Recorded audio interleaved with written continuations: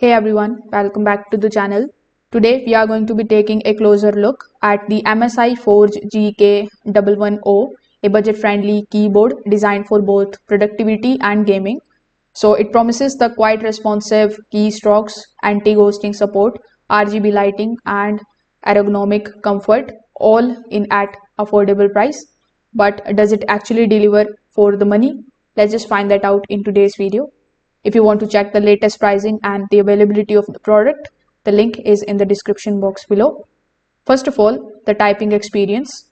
The GK110 offers a smooth and relatively quick keystrokes that makes it suitable for the long work sessions and casual gaming. While it's often marketed alongside the mechanical options, this is a membrane style keyboard, so don't expect premium mechanical switch feedback, but for everyday use, it performs reliably.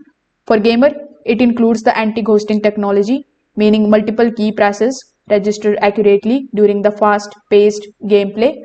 That's important if you are playing competitive titles where missed inputs matter. Another standout feature is the dedicated volume scroll wheel.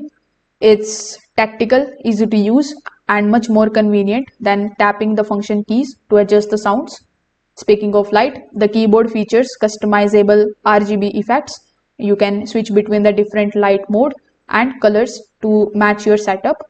However, it's more of a basic RGB implementation and not the deep peer key customization you would find in the higher end gaming boards.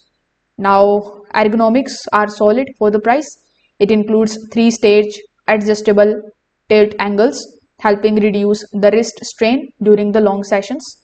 That's practical feature many budget keyboards skip. So if you are looking for a budget-friendly keyboard that balances the work and the casual gaming without breaking the bank, this MSI Forge GK110 is a solid choice. It delivers the practical features and dependable performance for everyday users. So again, if you want to check this out, the link is in the description. Thanks for watching and I will see you in the next one.